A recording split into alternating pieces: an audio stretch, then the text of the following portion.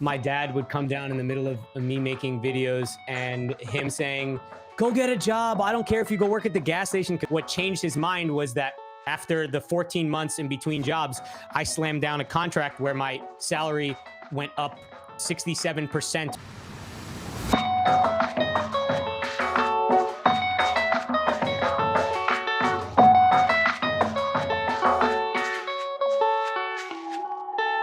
What is happening, DeRosa Insiders? It's Matt Faircloth. Welcome to the Cash Flow Digest. Our company is the DeRosa Group, dedicated to transforming lives through real estate. We make things better, whether that's a rental property, whether that's someone who invests with us, whether that's someone who works with us because they're working with a company that's dedicated to transforming lives through real estate. If you want to learn how to do what we do as a multifamily operator, we are committed to teaching how to do things in a transforming lives through real estate way. So if you're looking to leave an impact, while you also make money while you make a difference, so to speak, we can help you. What you want to do is go to DeRosaGroup.com/education, and you can hear more about all the education offerings that we offer people. So go to Facebook, go to DeRosa Insiders, and you guys can join our awesome community of thousands of people that are on there talking real estate investing on a daily basis. I'm going to transition. We've got a great guest coming on today. We're going to be talking about some interesting things, maybe talk about real estate commissions, but also really get to talking about rising real estate investing, house hacks, all kinds of really cool stuff. And also we're going to talk a little bit about social media. So guys, I had the pleasure of meeting this individual at BPCon, but also we met on social earlier. Antonio Cucciniello, how are you today? Great to see you. Good to see you again. How are you? Thanks for having me, Matt. I'm doing Good. well. Let me just tell our audience here how you and I met originally on social, and then we got to hang a little bit at BPCon, and then the crazy scurry of you and I hanging out with 2,600 of our best friends, right, at BPCon. If you want to tell the story, it was through the post that you did involving my book, but if you want to tell that story, and then you and I got to chat a little bit, and here we are. So go ahead. Yeah, I genuinely read your book 3-4 years ago, maybe now. I got it up here on the shelf along with two other books. And I made a video about top 5 books I recommend for beginner real estate investors. And that was one of them. And so, I was just genuinely sharing the information that I believed in. And you saw my post because I guess I got a decent following. And then you're like, hey, let's talk. Yeah. Well, what I want to just convey to the audience here, it's just a level of gratitude that you put out there for, hey, this book's awesome. And you really believed it, right? It's a book that it's my hope that it made some sort of a difference in your real estate investing career, right? And you weren't just like, hey, hey, here's a book. It's like a book that really of value to you. And you chose to share it with your followers. To me as an author, and to anyone as any type of and we're all contributing something to the world, right? So whatever it is that I'm contributing, for someone else to notice that and then take that thing and say, hey, I like this community, right? And it were, by the way, there wasn't an ask. It was simply, I like these books, right? That's it. That's all the post was. So it's one of these things I hear Gary Vaynerchuk talk about as a jab, right? Mm-hmm. Here's free value to the online community. Here you go, right?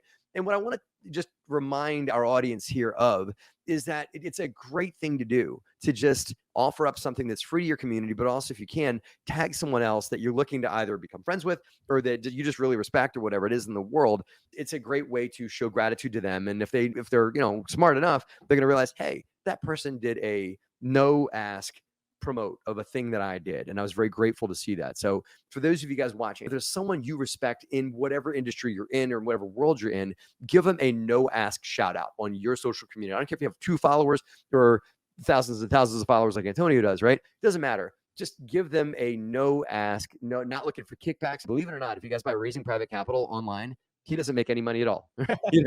There's no ask he had of that. It's just he's promoting something. He's just giving back. And the more you guys give back, the more you're going to get respect and make real friends in the industry. And I actually hold Antonio in a lot of respect now because of that post that he did, because I see he's a giver and I love hanging out with givers. So Antonio, thank you for doing that.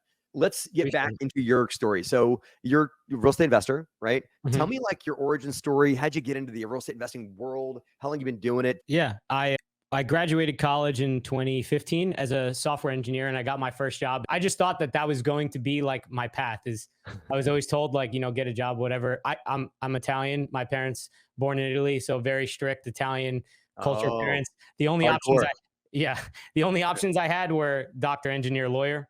So I chose engineer. I've had people say that it wasn't Italian. I think the guy was Asian, but he said that the options when you grow up in an Asian family are doctor, lawyer, failure. Yeah, failure is definitely one of them. That's it. That's the third option. Which one did you pick? I picked software engineer, and I went to TCNJ, so I was right around the corner from, I guess, where you're at. And yeah, I'm down in Trenton. So I started working in Princeton, got my first job, and day one of my first job, I was like, I got to do this for the rest of my life. I had an internship, but the internship was like in a limited time frame. There was a set start and a set end. Whereas when I got at the desk, I was like, there's no end to this. Right. There's no end in sight. 40 Yeah. years, that doesn't feel doable. Like Yeah. I Can't need do this. something to, Right. I need something to like a goal to strive towards. Yeah. So I went home that day. I was texting my friend about how much I hated this. And he was like, you could like try entrepreneurship. And I had never even heard of the word before. But it turns out that my parents had sheltered me so much from like the thought of being a business owner. My dad has his own business. All of my uncles have their own business. They're all like one person or one employee businesses. They're small businesses, but Yeah. they all didn't have a 9 to 5 job, but they told me to go get a 9 to 5 job, but it never Yeah. clicked in my head. It's funny, Antonio, that the world views a 40-year commitment to a job where you work in, you do that, and then you get the gold watch at 65 years old. They view that to be a better stable position, a better level of success than doing what your dad did and owning his own day, right? He's owning his own success. He's his own man. He wins and loses on his own efforts.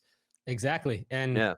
And I Yeah. guess some people don't value their own efforts, and maybe that's really it. It's a thought process of be safe. Like Yeah. don't try the hard thing. The hard thing is going out on your own in some respects, and in some ways it's easier. That day I started looking up different forms of entrepreneurship. I ended up starting an Amazon FBA business while I was reading about real estate investing.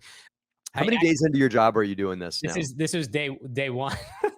Like literally the first day. I love this. I love that your first day of work, you're like, okay, I'm out. That's Yeah. it. I'm I worked already 22 figuring a way years out of of my this. life for one goal to become a software engineer, and now I'm changing my goal instantaneously. So, You are a quick start yeah. on the Colby analysis where it's like, oh, this is it. I've made up my mind. I'm not doing this anymore. I will now figure out how to get out. Love it. So Uh, I was living in a rental in Ewing. I'm reading these books, Bigger Pockets, and going on Bigger Pockets. And I wanted to get started. I had saved like my first 10K, and my landlord emailed us telling us that like our lease was going to be up. So I actually sent him an email. I was like, hey, I'm interested in buying the house, but the landlord was telling me that he wasn't making much money from it. So I was like, oh, that's too scary. Like I was just so scared of losing money. So I stopped that. I started my Amazon FBA business. I lost $21,000. And then I took a year off learning new skills and picking up odd jobs. This way I could go back into software engineering. And I was like, okay, I'm going to get a stable job. It's going to pay me money. And then I'm going to invest in real estate. So nice. fast forward, like this is now 4 years. I'm 26. I moved into New York City, got a nice software engineering job there. And I finally saved up enough cash. But every time I tried to look for a place in New York City, I was scared because everything around me was 700K, 800K. For a broom closet, right? Yeah. Yeah. Yeah. And I have to house hack that closet and still never do anything with it. So I was like, well, this doesn't make sense. Everyone always talks about investing where you live. And so then I started looking outside of New York and like Newark, Brooklyn, but nothing specific that I could find. Everything was still expensive.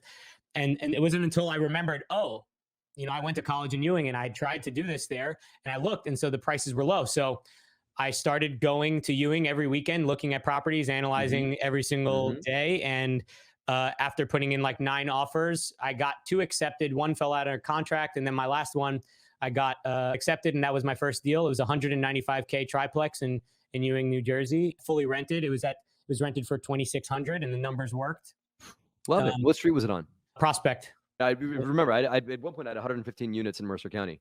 Yeah, so I'm very familiar. I used to own on Concord over there by the IHOP. I had 4 units on that block at one point, and we ended up selling them to Don Winter from DLP Realty. If you've heard of them, Really? They're like a machine now. So anyway, that's awesome, man. And so tell me a few questions to unpack. Are your mom and dad's head exploding off of their shoulders while this is going on, right? Because this is the folks that pushed you and sheltered you from entrepreneurship, even though it's what your dad did. Were their heads exploding when you were running around doing the odd jobs, or did they get it, or were they completely throwing shade at you the entire time? Yeah. My dad, I vividly remember, because this is when I started making videos as well. It was like 6.5 years ago now. My dad would come down in the middle of me making videos and him saying, go get a job. I don't care if you go work at the gas station. Cause like in Jersey, you actually can get a job at a gas station. Yeah. And he didn't understand that like I was trying to minimize my time at work. So this way I could spend time learning and hopefully get a better job. What changed his mind was that after the 14 months in between jobs, I slammed down a contract where my salary went up 67% from where it was the year before, solely because I took that time off. And sure, I didn't save money during that time and I was barely surviving, but not most people can't go from one job to another in 1 year without doing something drastic to get that much of a raise. And so I was like, this is part of my plan. You know, I'm going to make What'd more you do? money now. So you were able to upgrade your salary in the software engineer world. It sounds like you kind of learned how to make more value for yourself as a software engineer, and then all of a sudden you're able to like get a job in New York City, where my guess is you probably were living way below your means and bankrolled and got your seed capital going, right? So Yeah. what did you do to get that big raise in the software world? I basically studied a whole new section of software engineering. It was before I was doing like lower level stuff. Like, you know, when you go to an airport and sometimes they have like, I know some international airports have Yeah. like eye detectors, or in your Uh-huh. phone, you got the eye detector, a face detector. I was working on those technologies. Those jobs weren't that readily available in New York City. And I knew that in order to make more money, I had to go to New York City. I had to niche down, you know, like Alexas and Google Assistants, making sure mine didn't go off. Oh yeah. No, if I can't say the G word in front of my phone because it'll be like, oh, what? You said my name? I got you. So I niched down to that, and there wasn't anyone really doing that at the time. And I started making YouTube videos about what I was doing there and writing blog posts. I would spend all day long making a project for a company and then sending it to them via cold email that I found online or Huh. LinkedIn or something. And I had like a 10% success rate of getting people to actually answer the email, because like I made them so personalized to the person, but also to the company. And I was like, hey, I think this could solve your problem.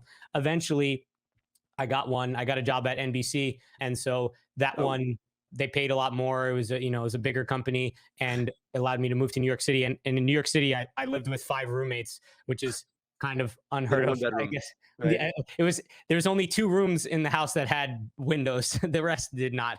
And we had cockroaches and mice. So I wouldn't go back and do it again, but it was a fun experience. Oh, for a little bit. Everybody should live Yeah. like that for a minute or two, right? So Yeah. that's awesome. Great, great. Okay, so you got a triplex in Ewing, New Jersey. You've scaled up now. Take me to today and what you've done up till now. You've have you scaled out in Mercer County, and is it like give me your portfolio on where we sit today? Yeah. So I got then 2 more duplexes, which I can tell that story a little bit later because I think you'd like it. But Love to. then I had 7 units in Mercer County. And like it got to the point where I was analyzing every on market property that was a small multifamily Yeah. in Ewing or Hamilton, in at least the good areas that I would want to invest in. And there just wasn't enough supply for me. So I was like, I need to look outside of my area. And so at the time I was talking about it on social media, and I was like, it'd be cool. I had just moved to Texas in early 2021 in Austin, where I'm at now. And I was like, Mhm.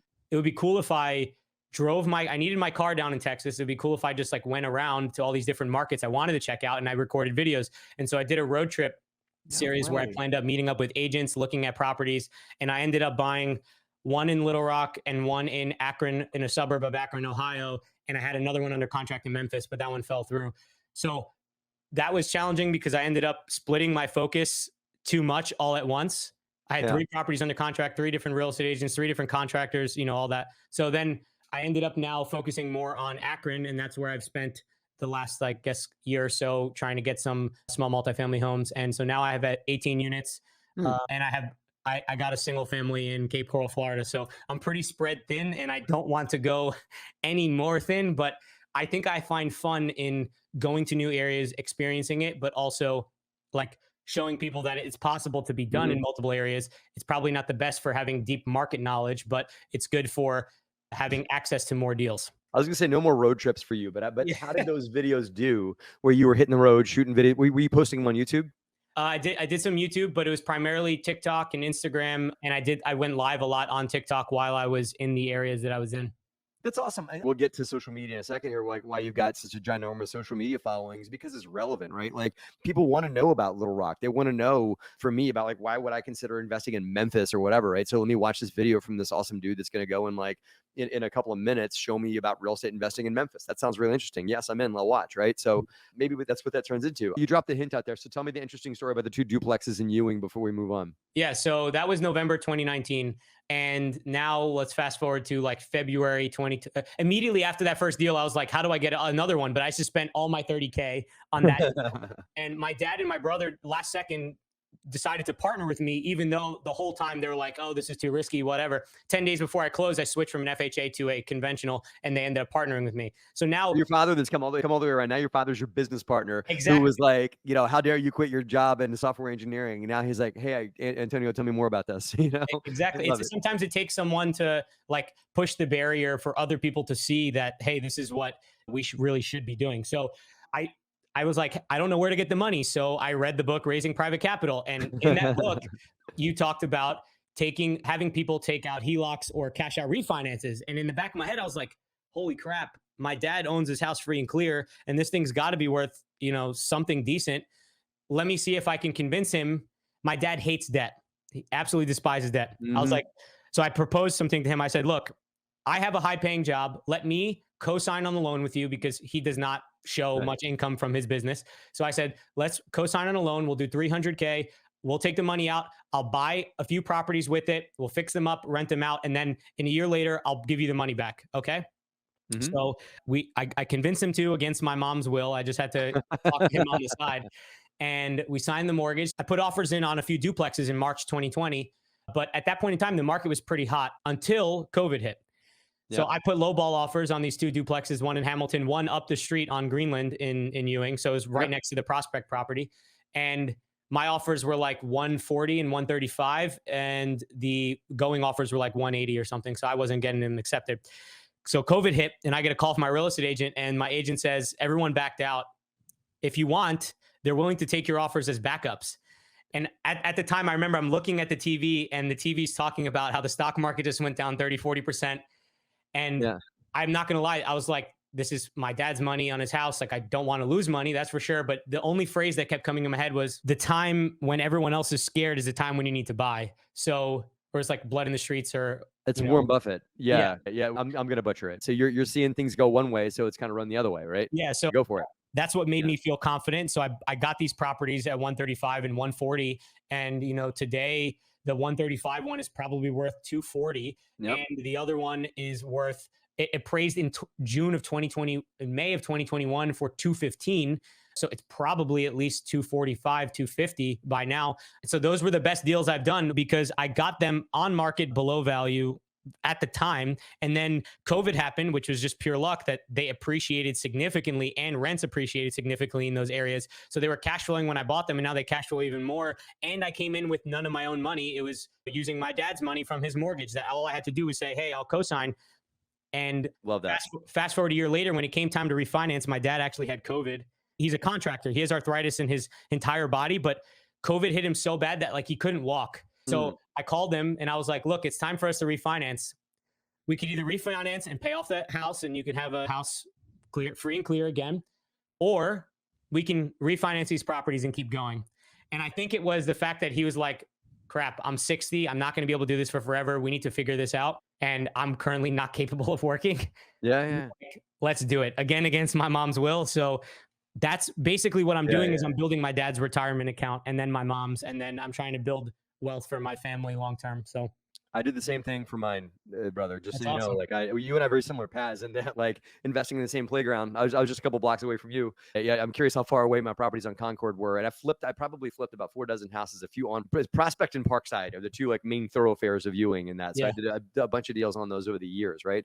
But I also, one of my initial seed capital in my business years ago, were my mom and dad's home. It was paid off, and they would run around. It was like a badge of honor. We paid our house off free and clear, and I talk about that in Raising Private Capital on someone's actually created the most phenomenal bank account that most Americans don't touch. I don't even know this, but 30% of America, 30% has their primary residence paid off free and clear. It's almost all like a lot of baby boomers that just love Dave Ramsey and that kind of stuff. Those guys have all paid their house off free and clear, but nobody's taught them that is the best bank account they could unlock, and perhaps put their money into hard money loans. Like your dad could take his HELOC that he's got and put it on the street at 12, 13, 14% and make phenomenal cash flow for himself. I've coached a few boomers on how to do that. And also just take that money and put it to work in our deals. So you and I can do this. I came into it doing BRRRR deals with a line of credit on my mom and dad's house, and that was our seed capital that we got started very early in the game. So I get it, man. That's really good. It's really great.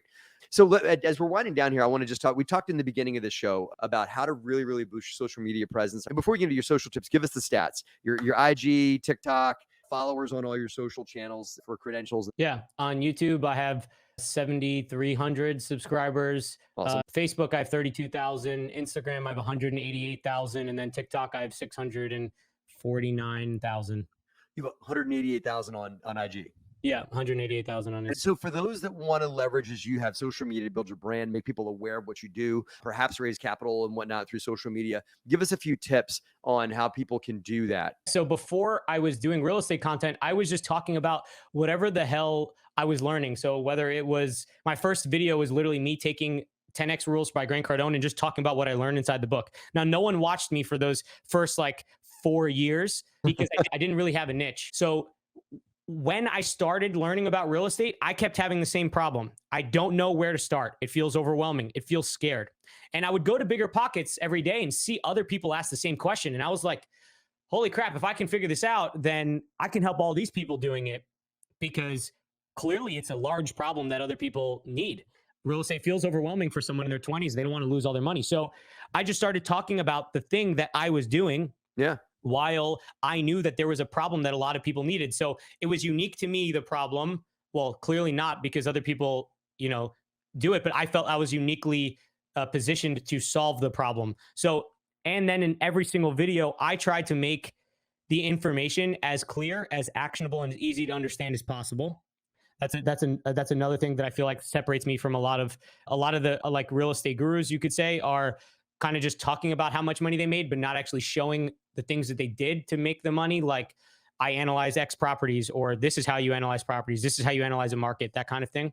So actually showing the how, I think that's really important. And then a lot of what I did when I started doing well was I studied every single piece of every single person's content that did well. So I would go to like my friends Sharon and Sean. They weren't my friends at the time, but I would look at Sharon's profile and I would see each post and I would say, okay, that one had 3,000 views. This one had 4,000 views.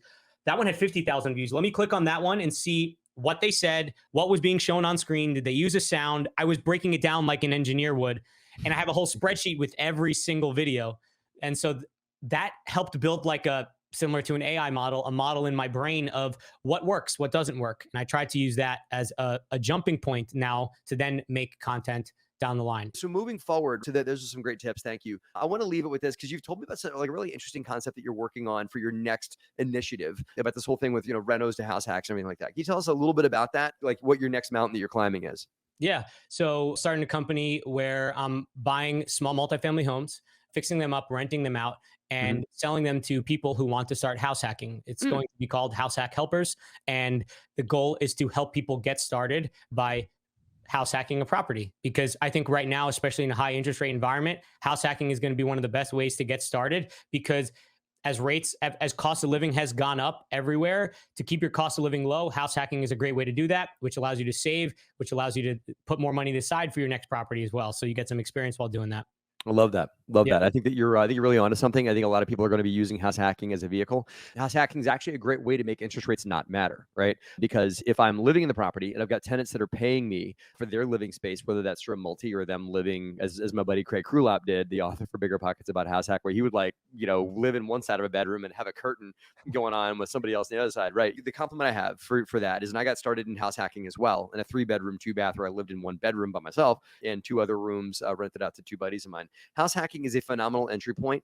Like I said, it doesn't matter what the rate is. If I'm buying a house hack and my tenants are paying all of or most of my debt, my living expenses are still a good bit less overall, even if it's an 8% rate or a 4% rate. Yeah, exactly. Right. I'm helping a few friends right now that they live in Jersey City. They spend $4,200 on a 1-bed apartment in Jersey City, but they're looking at duplexes where, while they live in the property, their cost will be like $2,000. So they're really saving $2,200 a month, which at the end of the year is a down payment for a property out of state or a new house hack. So it's a great scenario. And in a few years, then that property will hopefully cash flow as well. Yeah. And one last tip, you could consider doing seller financing. And what's interesting about that is, if it was all your money or investors' money, if it were that scenario, and this is not a solicitation, we're just saying if, right? So if it were that, what you could do is you could sell on the back end to a buyer and give them an effective interest rate of, say, 4 or 5%, right? Still require them lay 20, 30, 40% down, or maybe 20% down, right? 25% down to get into the property. And then you hold paper on the rest. Their effective rate is 4 to 5%, but your cost of capital is much less than that because of whatever profit you baked into the fix and flip and everything like that. So the investors could be making 7 or 8% cash on cash in what their actual dollar exposure was getting into the property, right? I didn't think about that. Yeah. Well, there you go. Yeah. It's that's adding value. There you go.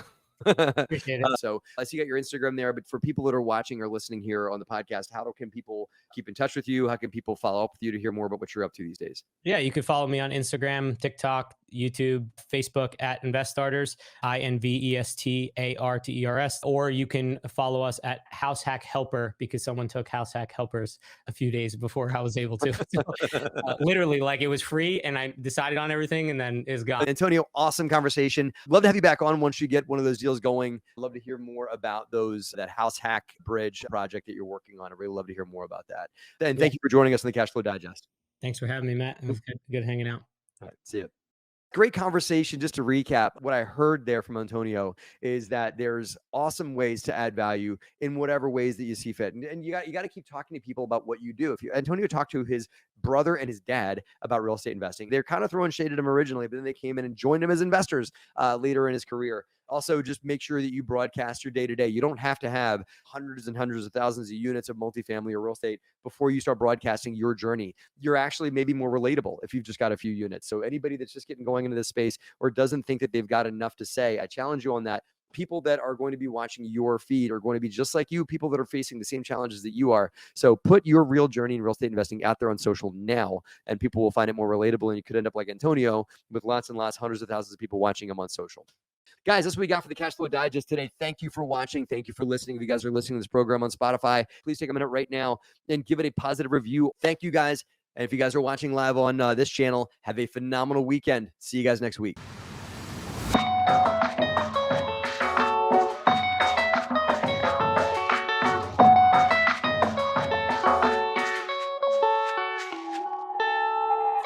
Hey guys, Matt Faircloth here. Thank you for listening again to the Cash Flow Digest. I really appreciate you guys doing that. If you guys want to hear more about what DeRosa Group has to offer, go to DeRosa Group, DEROSA Group.com, DeRosaGroup.com online. You can hear about all the great things that we offer from an educational standpoint and passive investment standpoint on our website. See you there. And if you guys want to join our online community, DeRosa Insiders on Facebook, where you can watch this program get recorded every Friday at noon Eastern, and you can come on as even a guest or ask questions on the show. We hope to see you guys on our online community, DeRosa Insiders. See you there.